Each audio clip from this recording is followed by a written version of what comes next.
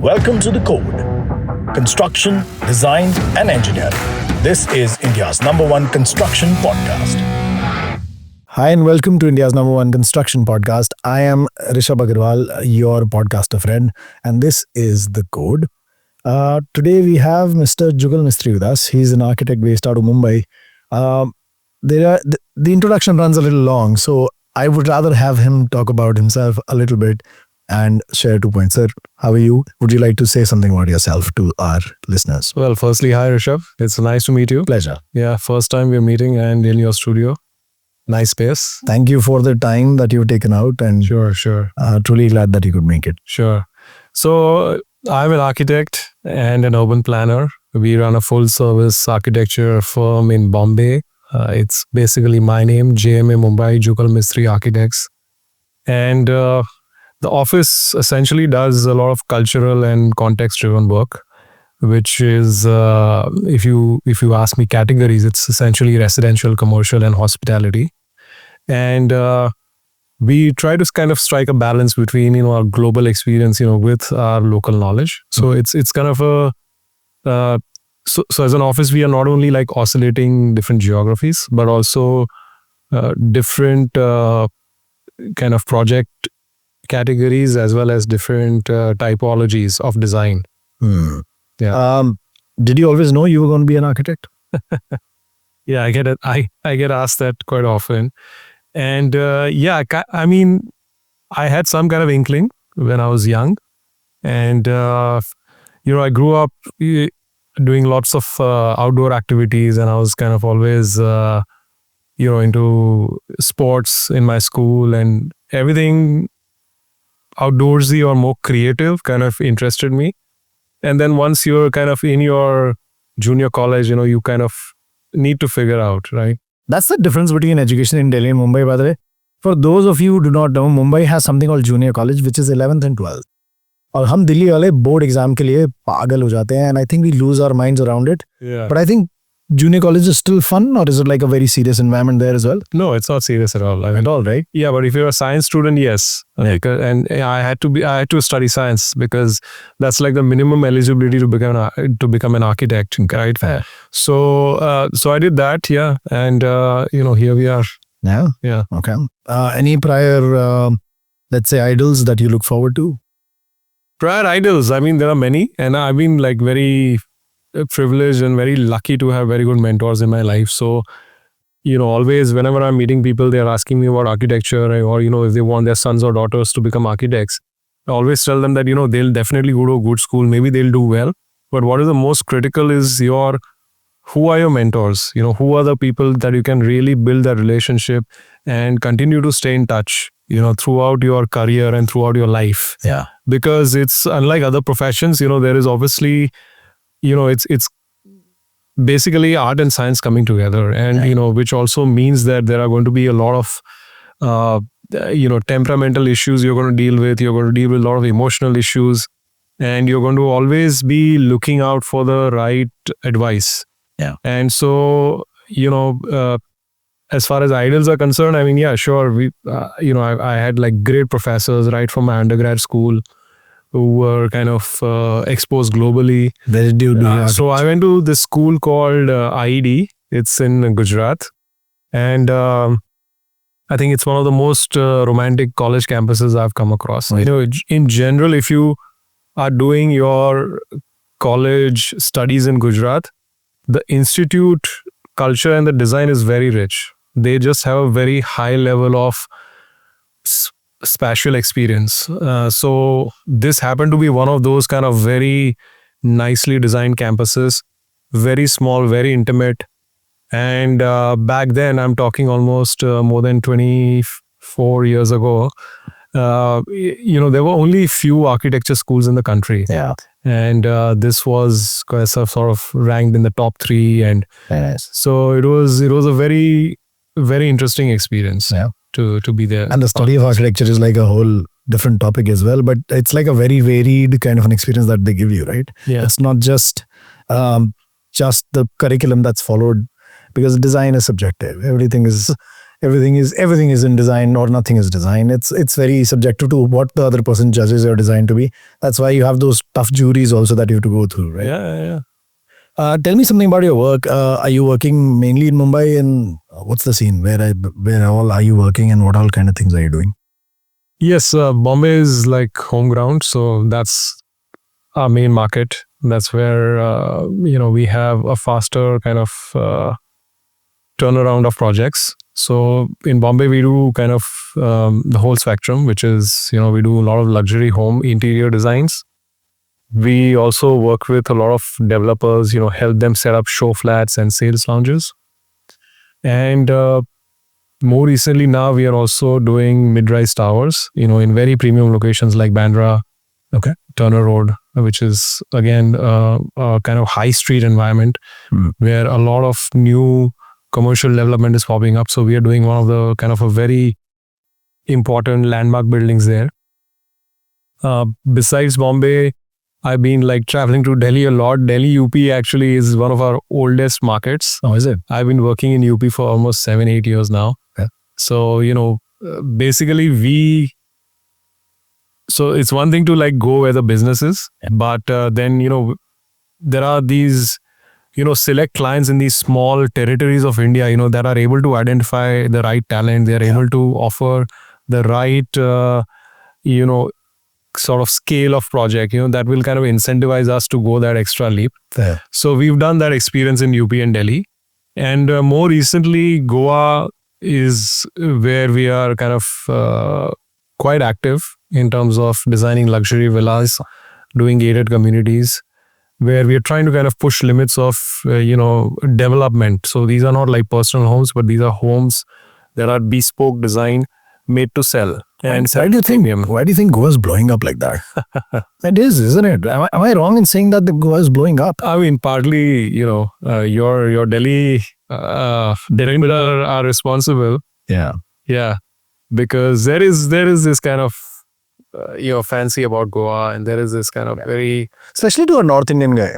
Our summers are harsh. Yeah. Our winters are harsh. yeah, Our rains are pretty harsh. So we get all the spectrums. So in the winters, we don't want to stay here because of the air quality and whatnot. yeah, So we are looking at an oasis, which is like, even temperatured across the year. Yeah. I would say Bangalore, but then again, living situation in Bangalore is a little. yeah, And Delhi, people like to party.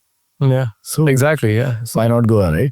Food is amazing. And the food is amazing. The Food scene is very whole vibe of the place is very chill and very. I've even seen the work culture is very relaxed there. Yeah. Okay. I want to understand now. You've mentioned like 3 different zones of your work, right? And all these 3 different zones have very different scalable side to it. And then so basically Mumbai gives you like a certain square feet of plot. Delhi will give you a certain square yards of plot. And then Goa probably might give you a few acres of it. Yeah. Right? And it might happen in Delhi as well, but still Delhi is getting a little congested as we go on.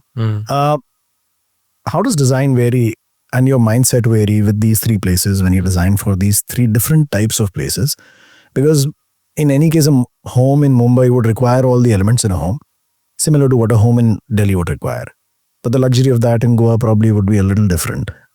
How do you change your design palette around that? Is there like a fixed formula to it? No, there's no fixed formula, which is what we figured over the years. And so I would like to define this in like 2 ways. One is that as a firm, we strongly believe that the local culture and the local tradition needs to be understood. Yeah. So before we start any project, there's like a very profound, deep learning that happens about where we are, because it's not just these 3 cities. We get invited to a lot of other places as well. There are kind of exotic, not exotic. Some are like deeply rooted historical places. So we want to be very aware and kind of respectful of where we are working and what that place is about. So when we talk of Delhi versus Goa versus Bombay, these are like very 3 different, like distinctly different places. Yeah. And so Goa for us is more about, understanding the climate, understanding the requirements of the users, because we don't have one user, we have like multiple users. So we have to kind of connect with that sensibility of, what kind of spatial experience are people looking for. It's got to be more outdoorsy, more open, more transparent, where we are really enabling the user, or, we are offering a space or that opportunity to the user where they can really enjoy nature, right? So it becomes very climate responsive kind of a design, where we want to make sure that we are looking at the monsoon, we're looking at the summer, which has also really picked up lately. Yeah. Okay, it's getting hotter and hotter. It is, yeah. Yeah, so we want to do those things, right? And also at the same time, we want to make sure that the community there feels like they're part of all this new growth that is happening. Yeah. And the ways we do that is by kind of allowing them to participate in the construction process or the creative process as well. So there's a certain way the roof tile in Goa gets installed. Yeah. Right? There is a certain way the terrazzo floors or the terracotta floors are laid. So we want to, understand and leverage and kind of further mobilize these local talents, right? So that's Goa. Delhi, in my limited understanding, is basically an indulgent market. So where, the tangible stuff matters a lot, right? So what is seen is what is appreciated, and the sensibilities are very different. So you can get as garish as you want, in terms of your aesthetics, or you can kind of, explore the most, fantastic stuff that's available out there. Yeah. Because again, the culture is more about how am I indulging, into, or how am I extending my wealth into this house I'm building, or this, this space that I'm trying to plan, right? And the third being Bombay, which is an extremely conscious market. And obviously space efficiency is key. Yeah. But what we really find comfort is the level of information the client has. Okay. And also the level of professionalism they operate with. Yeah. So we really find comfort in that.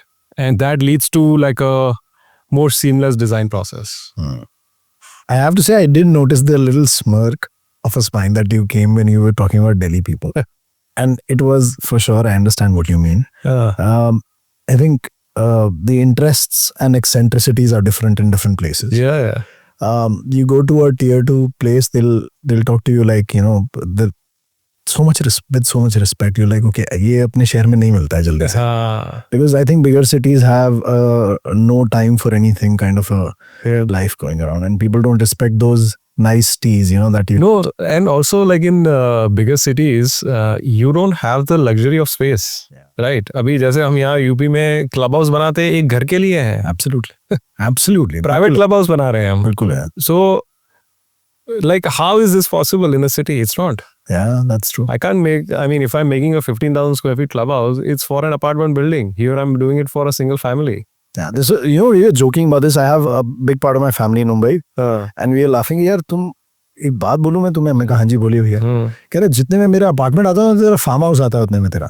I mean, are you serious? I'm sorry, farm houses are not cheap in Delhi. It's like, yeah, तेरे को क्या लग रहा है Mumbai apartment के बारे में? मैं कहा होगा 5, 6, 7 करोड़ का होगा. कह रहा बात भी मत करना 10 करोड़ से नीचे. I'm like, is that a joke? Yeah. So, and then there are friends in Baroda. What a beautiful city, very nice, clean city, nice people, good food, everything is fine.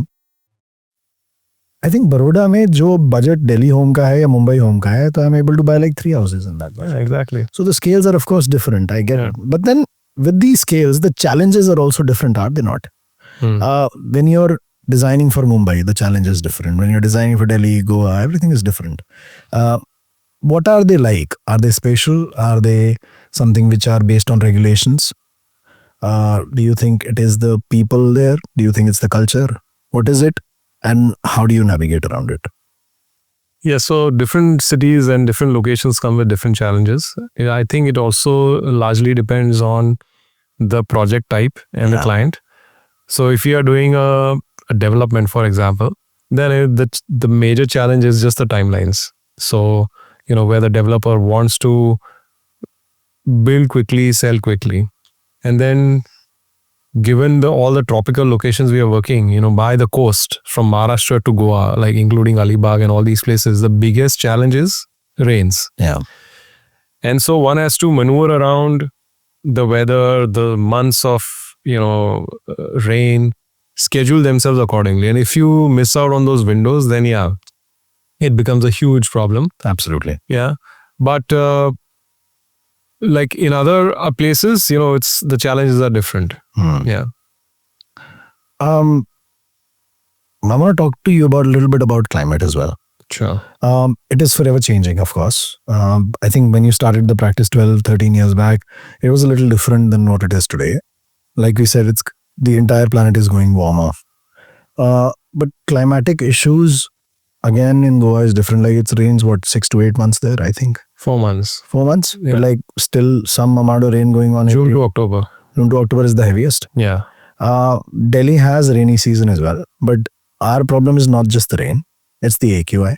Yeah. It's the construction bans that happen. Yeah. The GRAP 3, GRAP 4 limitations or restrictions that happen start from November. And they were, by the way, still going on in Feb, in like till the 3rd or 4th of Feb. That pretty much staggers your approach towards construction in those 3-4 months. And with the pollution levels rising, you never know. Mumbai has other challenges in terms of climates because the rains are again very heavy. If it happens, there is flooding. Then I'm sure there are storage issues, etc. at site as well. Talk to me about climatic challenges and talk to me about how you go around them. So India obviously has this very unique problem and I think it's kind of a problem, like a blessing and a curse at the same time, which is, our population. Yeah. So, whereas we used to be a country that was extremely wealthy, rich in its culture, tradition, even the systems that were in place back in the day, historically, where our large-scale institutes or, even if you go back a little further in history, all the palaces that you see in our country, in Rajasthan or wherever, these are all very intelligently designed, keeping the climate in mind, the local resources in mind. It was extremely sustainable. I think what happened is that over the years, I think nobody anticipated the kind of growth in population that our country is going to go through. Yeah. And so therefore, during the economic rise of the country, there was no real agenda on how one is going to address these very, very random, very kind of instant, upticks in the population, right? And I think we are dealing with that issue even today. Yeah. So Bombay is doing coastal roads every day. I take the coastal road to my office now. Yeah. From Bandra to Worli. And there is some relief, but it's not life-changing, right? Yeah. So I think we are going to be in this catch-up phase for a while. Yeah. Till there is a very large kind of holistic vision on how to deal with this. Which seems like a... Yeah. So, but I guess, as professions, it's our kind of responsibility to be as conscious and be as considerate about the environment. And, even if it's like a very small, step forward, I think at least you're not doing something that's incorrect. Yeah. Which is, cutting trees or, you're not like really violating and going against nature in that sense. Do you think architects are given more responsibility towards this? Or do you think architects take more responsibility towards this? In fact, not at all. If you look at all the cities abroad, if you go to any country, the architect plays a very major role in the city's future, in the decision making of the infrastructure, even the smallest things like, what is the open space ratio in a city? So everything is like really coming from a more informed mindset. Okay. And so I think here architects are, again, like I said, quite busy fulfilling more insular agendas, which is like isolated projects, or you've done a few skyscrapers here and there, or even if you've done like a massive gated community somewhere, but it's not really addressing the creative output of a city, right? So and that is kind of getting worse by the day. So like I said, Mumbai is doing so many coastal roads, we are losing the waterfront. There are a few architects who are voicing out, but I don't think we have the decision-making authority. We are not participating because there is no provision for us. Right? So that is the big issue right now. And I think with the way the country is growing, which is great, and it's like very good for the citizens of India, I think it's about time that the country starts leaning more towards creative solutions as opposed to, very sort of archaic laws about, how a tender goes through or how a master plan goes through. I think Delhi fared a little better in that respect, like 25-30 years back. I won't say it was the architectural community alone, but it was a lot of activists. It was a lot of people who actually liked to voice their concerns. Writers like Pradeep Krishan, who's written Trees of Delhi, Arundhati Roy, and everybody. Like, there were so many people who actually joined hands and came around and helped preserve the ridge area in Delhi. So that is why you still have a little bit of forest in Delhi. If you look at many other cities, including Mumbai for sure, Mumbai, Bangalore, any sort of a developing or developed city, Mumbai was developed like years back. You will see a lot more greener side to Delhi compared to other cities. And I think that was one of the biggest gifts these educated minds could have actually given to our society. I don't think that next generations would even know their names. And there are, I don't know the entirety of who all it was who were involved in this, but I think they did a very big favor to the entire, state or city or territory of Delhi. Let me talk to you about luxury a little bit. Design, like your office is in Worli. You're working at quintessentially what's called South Mumbai. South Delhi has a vibe to it as well, right? And when you say Goa, there's another vibe to it. And so it seems to me that you enjoy working in luxury design. But luxury is not just something that you can just see and say, okay, oh, this looks luxe. The idea is that it's in experience, it's in technology, it's in mindset as well, some cases. But I think sustainability also becomes luxurious now. How do you see playing this out in these different cities? There's actually a new aspect to luxury now, which is what I'm going to be talking about tomorrow. I'm doing a panel here in Delhi on luxury design, and which is what we've kind of encountered now with all the projects we're doing is the quiet luxury part, where the client and the customer is more and more interested in the intangible aspects of the space, meaning that it's no longer about, okay, how blingy or how glossy is my wall, Absolutely, or what kind of a art piece am I displaying here, but it's more about how fulfilled am I when I navigate this space, how happy am I? And that has become luxury, which is what we are doing with all our projects on the coast. Right. So how do you kind of make the space interesting for the user, where there are elements of surprise, there are elements of the site, the surrounding, the nature. How do you integrate all of this into that very kind of heightened emotion, into the experience of the person? And that right now is becoming luxury. And it's no longer about like, okay, how fancy is that marble on the floor? Like, people are even fine with Kota stone. Absolutely.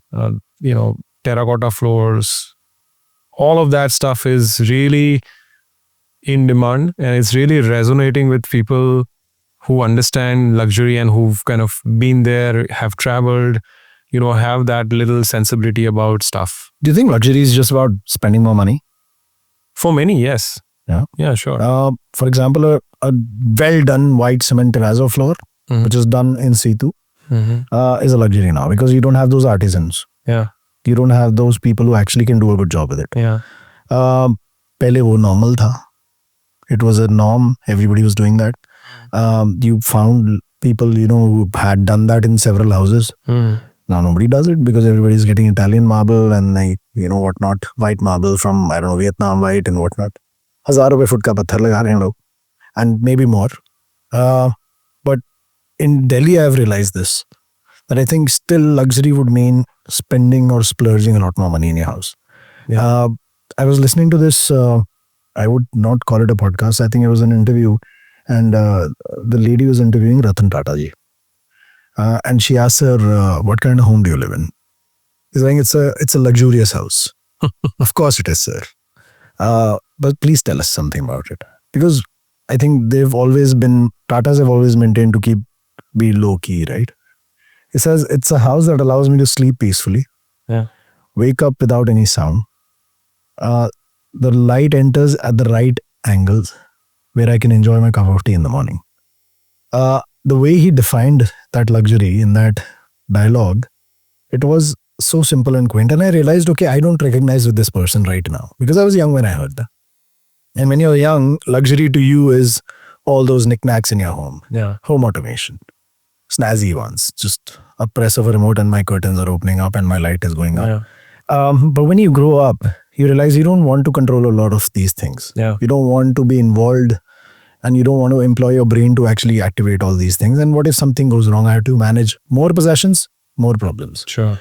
And you basically evolve. And he said luxury today is where I don't have to manage anything. So I think luxury also changes over time with the person. Yeah.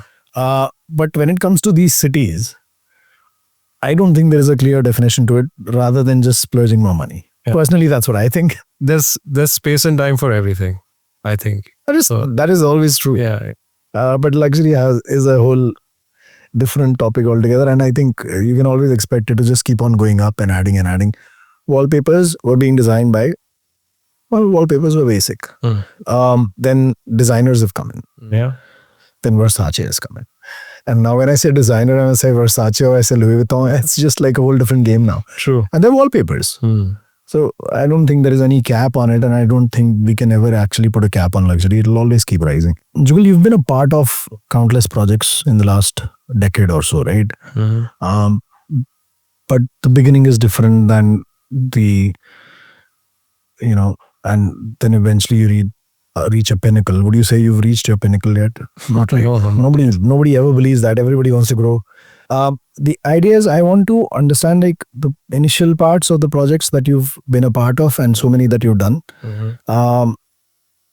Where was the learning?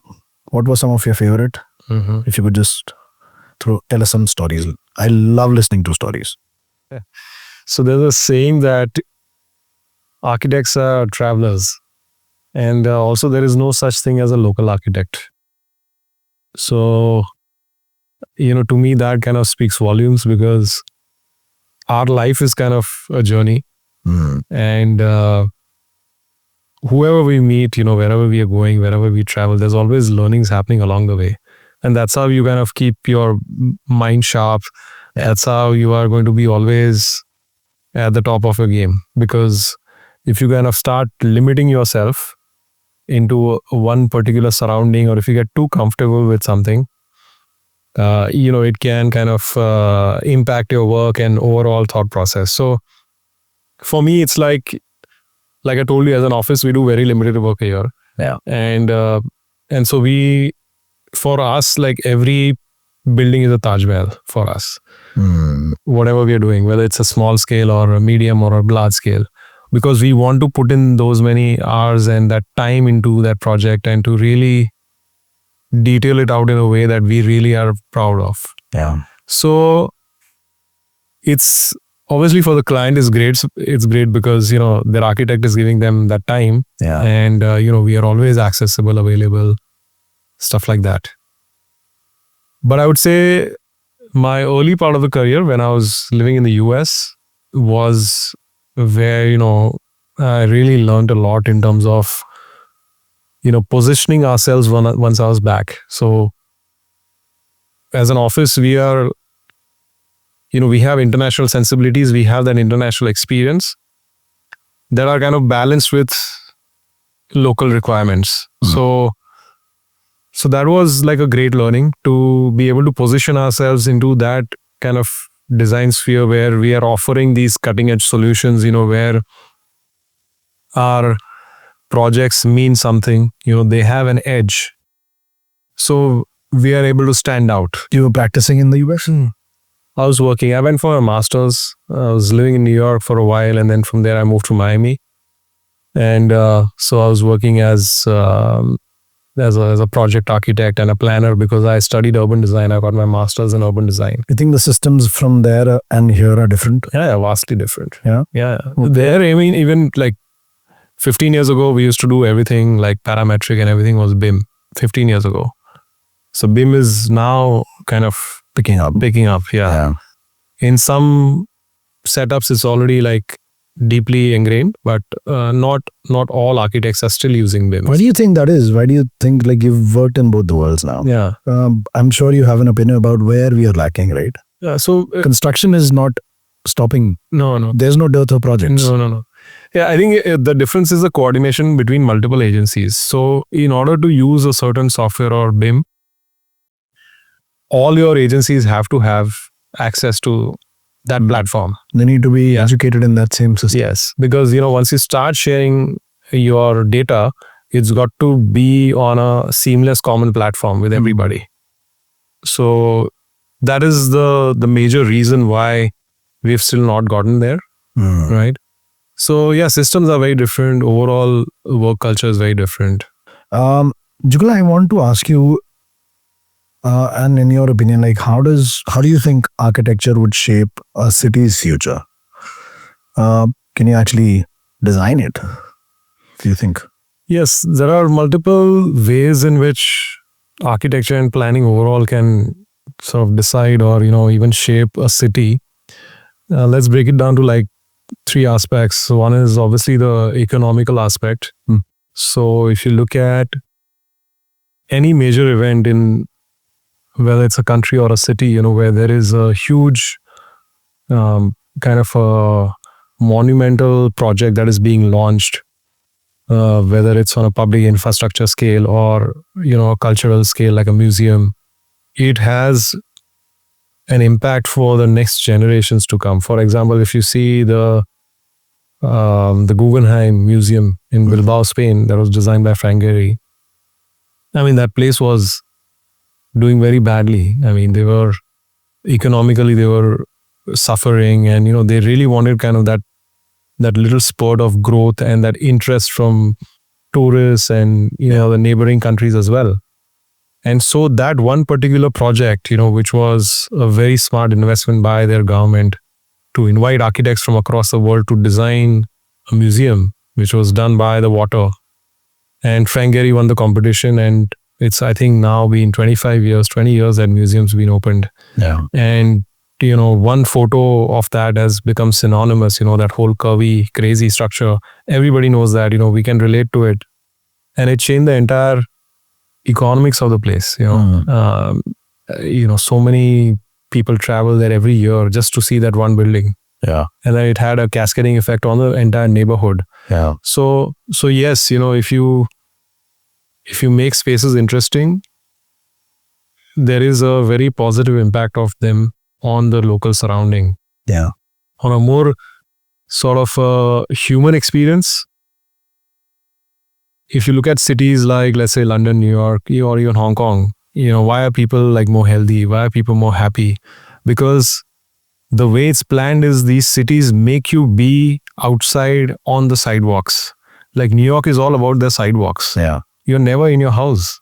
You're either walking to your office, to your friend, or you're going to the park, and the entire life is on the sidewalk.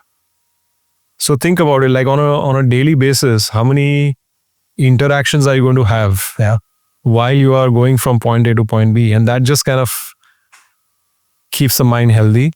You're exercising, you're walking, you're enjoying the weather, whether it's, like nice summers, people go crazy in summers in New York, because it stays cold throughout the year.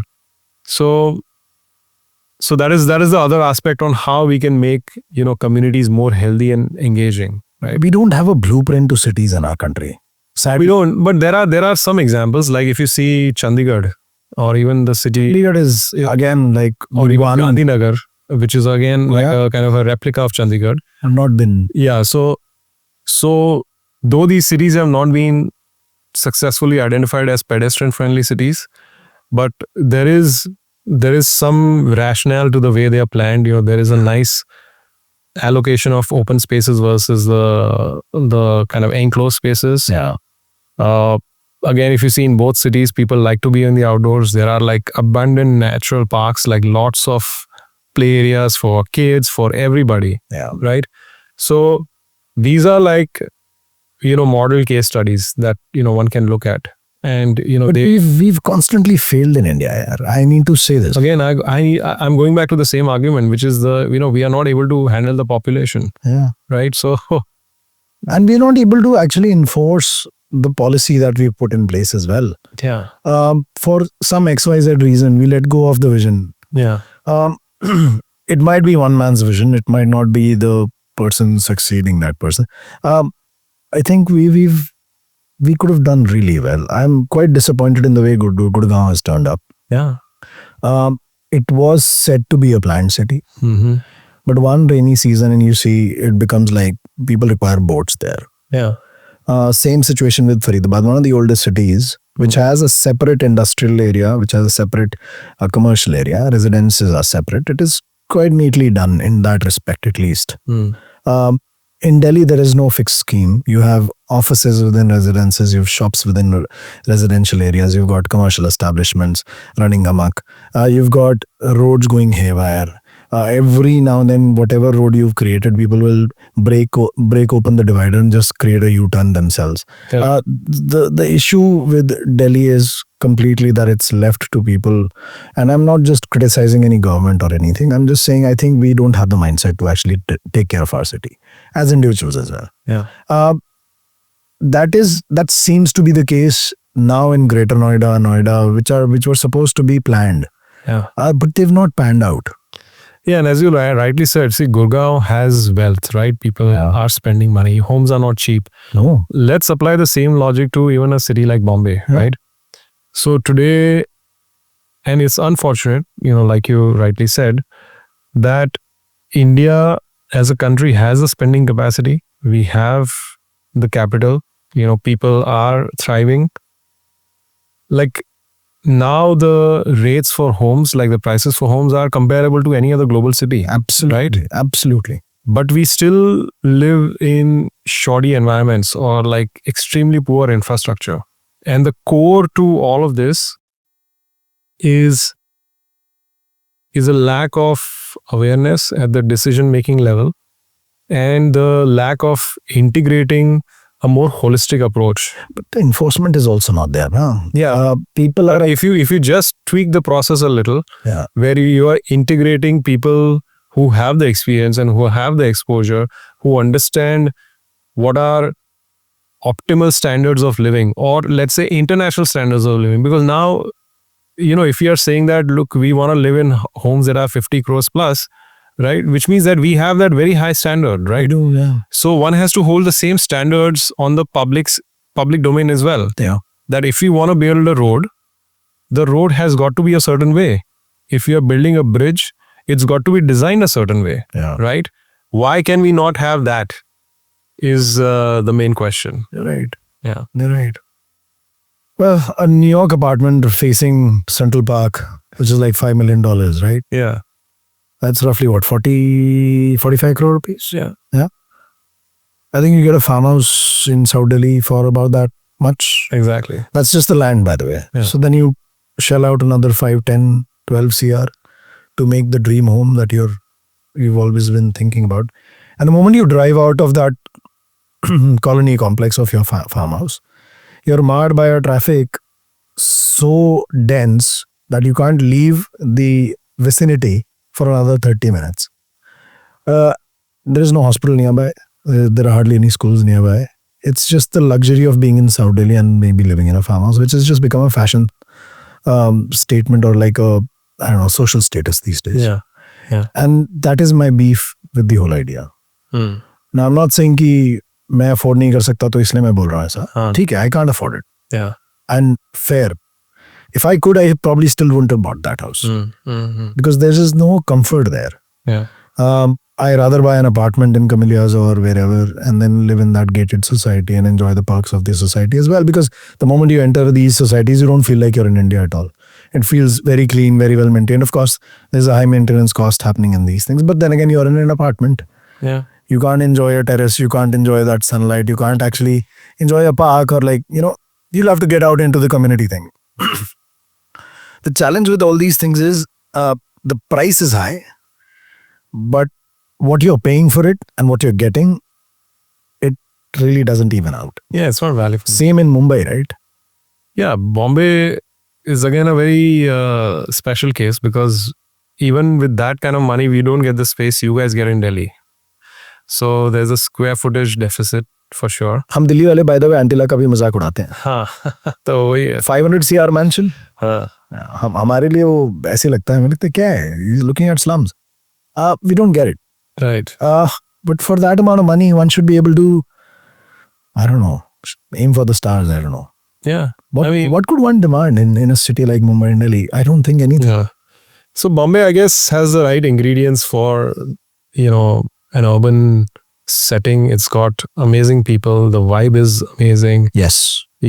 For sure. There's very healthy professionalism. There is competition, which is also healthy. And generally, it's a place where you can be, right? It's not a very interfering kind of culture. Yeah. And again, if you are Pune, Bangalore, same thing. Yeah, people are very chill. Very chill. If you can actually create that whole ecosystem for living spaces to actually feel like the money's worth, then I think it would be like a very big war won over time, but which I don't see happening. That is again, like I said, Greater Noida didn't pan out. Noida didn't pan out. Gurgaon is still, I think it's a big question mark in Gurgaon as well right now. There's a huge water crisis, huge issue happening. The bunch of these places are still using groundwater. हम sustainability की बात कितनी भी कर लेते हैं, but like the provisions are not there. Maybe they'll happen. There is a lot of boom happening around infrastructure and whatnot right now in our country, but let's see how things pan out. Yeah. But let's come back from that macro big view to a micro view. And I want to talk to you about what are the best ways to conclude a project. And yeah, how do you define a respectful handover to a client? Yeah, that's that I would say is the kind of the most important aspect of any project. So before we pick up a project with a client, there are two things we discuss with them. Yeah. And this largely applies to projects that are more development based projects, not personal homes. Personal homes, it's a completely different ball game where the clients are equally particular like us. Yeah. Where we want to look at every fit finish before we give them the key. In development, we have two concerns with every client because we work with a lot of new time developers as well, aspirational types, who are risk takers, which kind of is great because they have the appetite to explore design and they have the appetite to kind of talk some level of creative language, which other like more legacy developers don't. But then with the new developers also comes this whole kind of volatile journey, which is largely dependent on the sale. Oh yeah. Okay. And it's also dependent on the funds of the project. So for us, there are two problem areas or two areas of deep concern with this category of client. And so the first question we ask them is because they all want to sell these properties for nothing less than 20-30 crores. Yeah. And so our first question is that, okay, so yes, you want to sell this at this price, but are you able to hold fort when you actually have a client who's buying this place? Yeah. Because a client who's cutting you a 40 crore check, right, can also decide the future of that project. Correct. At some point of time, if there is no synergy, right? Because a lot of times some clients get very demanding with our clients, and then that can kind of really deviate the whole vision of the project, where the developer has very little control because again, they are kind of depending on the cash flows. So that is the first thing we want to know, whether this person is able to endure the journey and they are able to respect the design the way it's proposed. The second aspect is when it comes to closer to completion, we do a completely reverse approach. We ask the client to completely slow down, because anything that is done like hastily or anything that's done like quickly turns out to be shoddy. And so that's the other very important message we communicate to our clients, that look, yes, you get all excited when you see the structure coming up, the building coming up, and then you see the space, and then you kind of start getting more and more confident about the project. That's great, you should be confident, but what really matters and what's really going to define the success of the project beyond the sale is the final fit and finish and the quality of the product. And that is where we want zero compromise. Just because something is sold doesn't mean that It's done. It's done. I mean, it's finishing is where everything literally just starts for us. Absolutely, yeah. So we have this whole kind of role of slowing things down, where we want to go and inspect every corner, every element of the design, and make sure that it's performing well, it's looking nice, it's composed well, and then we package it well, which kind of happens through the whole photo documentation and the video documentation, which is like the most important thing today. So, your 3 years of hard work all boils down to that photo shoot.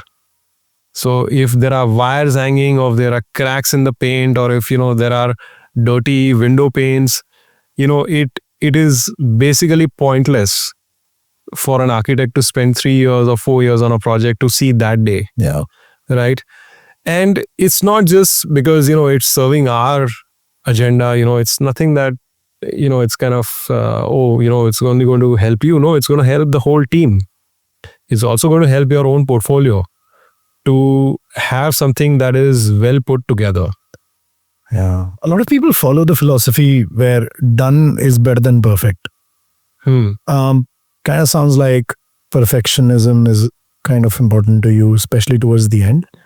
Because I think attention to detail is required, that patience is required to actually get it right. Especially in the developers project that you're talking about. I've seen buildings very initially, jazzed up while the shoot is happening. Handovers are also happening. So I think there is like a 80-20 hit or miss kind of thing going on. At 20% people will never be happy with what they bought from the builder. 80% are satisfied if it's a good builder. And it might just be a reverse scenario when the builder has not done a good job in any case.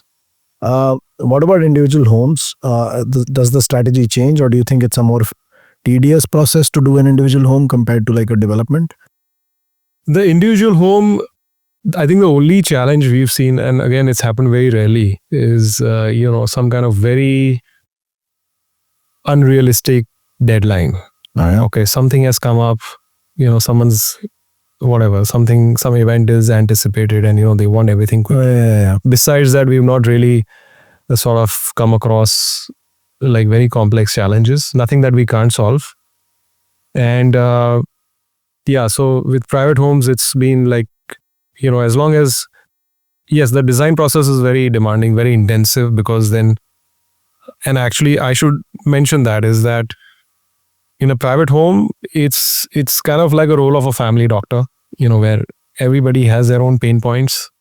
And, unlike a commercial project where you have like one decision-making person or approval person, here, the entire family is involved. And so for that, you have to have a very different level of temperament and kind of patience. Right? Because every person, this house or this space means something for them. That one person is designing a bigger scale. And they're actually coming up and giving approval for a much bigger scale and multiple number of apartments. Whereas like so many people are giving an approval for like one thing. Exactly. I get it. They're like most stakeholders within a house, right? And everybody has their own. And then none of their minds ever match. Like even like, I don't have one family, like brothers, sisters, everybody, like they're not going to think different, think alike. So one has to understand how to navigate that. Aspirations सबकी हैं और वो match करनी है. That's the toughness, in your job. Yeah. That's probably one of the toughest things to actually do that. Yeah. You have to play psychologist also sometimes. You have to play creative also sometimes. Yeah. That's crazy. So the only advice in this kind of scenario is to kind of, stick to what you believe and, what you are proposing. You have to be very clear, very confident. You cannot be dilly-dallying, when there are arguments and when there are conflicts, of interest or, someone wants something completely different. You have to really stick to your concept and your idea till the end of the project. Do you design and build?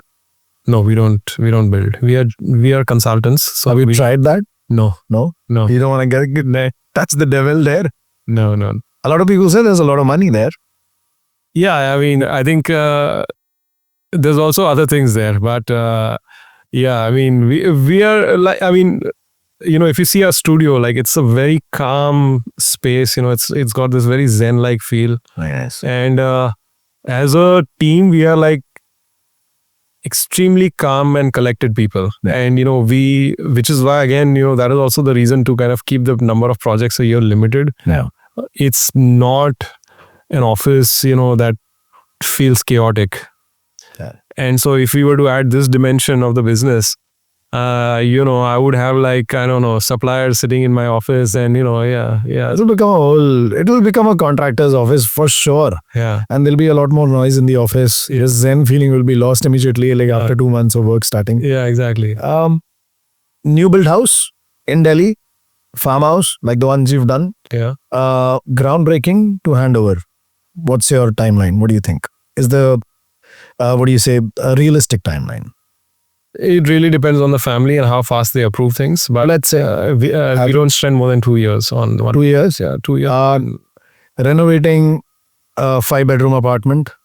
Again, Mumbai. Mm-hmm. Design and then completion. Timeline? 18 months. 18 months. That's not actually bad. I was expecting like less than a year because it feels like the structure is there and you're just basically doing the interiors. Goa. Housing project, multiple villas. Let's say if not many, then maybe less than 10 villas within a cluster of villas. Groundbreaking, handing over when the structures are all simultaneous. Timeline? 16 months. And we've done it. 16 months? 16 months, 6 villas. So this is interesting now. From ground up. Yeah. All 6 villas with architecture and interiors. Like there was nothing. It was an empty land. And the reason I didn't ask you for a new build in Mumbai is because the new build scale in Mumbai is very big. Yeah. So the timeline has to go erratic there. But having said that, even now in Bombay, things are fast. Like the tower we are doing in Bandra. I'm sure. The timeline is maybe 18 months. How many stories? G+22. G+22. Yeah. Groundbreaking to handover. Yes. 18 months? 18 months. That's not bad. Yeah. So it's getting faster now. And if you have your approvals in place, if your drawings are clear, I mean, you can absolutely do it. Very nice. Yeah.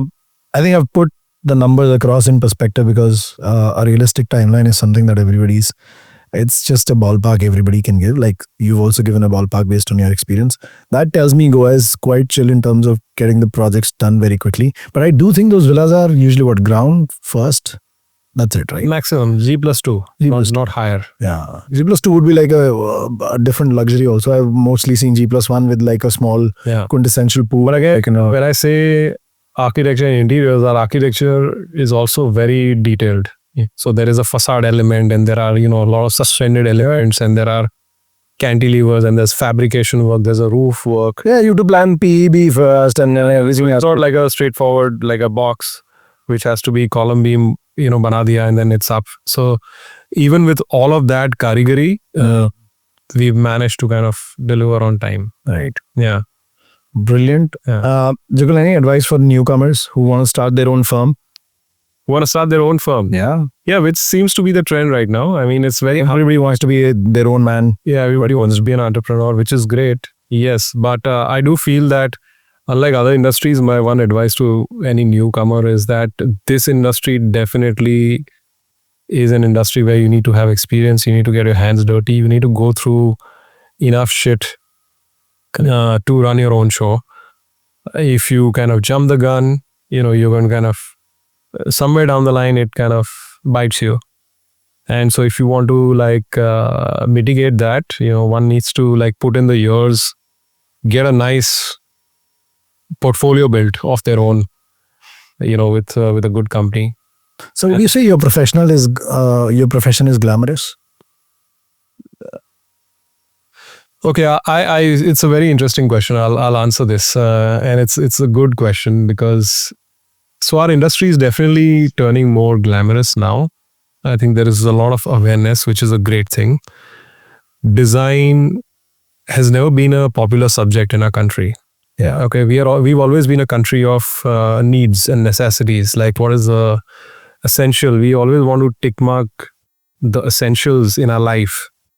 But now it's becoming a fancy thing to do. And that is also the reason for the surge in the architecture schools in the country. So it's kind of definitely connecting with a younger audience who finds it glamorous. Yeah. But if you are a person or an architect, with the years of experience, and if you've done the projects that have a wide, typology, you know that it is anything but. Yeah. Right? And so fundamentally, I feel that anything creative, whether it's music, arts, design, needs to have a sense of mystery about it. You can be an actor and you can be a flamboyant and you can open your life, you can pour your heart out to the public. But I don't think design or architecture needs to go that far. Yeah. I think it's always good to have that sense of mystery about yourself and about your profession. Like I'm very kind of obsessive about that, Okay. where, things need to be a certain way and, your messaging has to be a certain way. And you cannot make it sound like it's all hunky-dory, Yeah. which is what is happening right now. So I think somewhere there's got to be a more sincere and a mysterious messaging to our industry. Sincere and mysterious together. Yeah. Initially, it was said, roti, kapda, or makan are the evergreen businesses. Then it became roti, kapda, makan, entertainment. Then knowledge added to it. That was the fifth element. And now, in the world of content creation, the fifth one is creativity. Sixth one is creativity. So roti, kapda, makan, entertainment, knowledge, and now creativity. I think these six aspects currently hold the fort in terms of being evergreen businesses and green avenues where you can actually make a living and sustain your family as well, and genuinely aim higher and think of bigger things, because creativity is huge. It's like a vast field. You can think about building a rocket, you can think about drones, you can think about buildings, you can think about fashion, you can think about anything. Creativity is everywhere. Music, stories, whatnot. And storytellers are winning everywhere. And there is a story and narrative pretty much to every design that you also do. Jugal, it was a pleasure talking to you. Thank you for taking out the time and taking the flight from Mumbai to meet us and come to Delhi. I promise you we will disturb you when we are in Mumbai. Sure, if you will like us, yes, come by. Yes. This was Jugal Mistri. If you have any questions, write to me at India's #1 construction podcast @gmail.com. You can follow me on Instagram and you can message me there. The handle is at India's #1 construction podcast. Thank you for tuning in. Have a great day.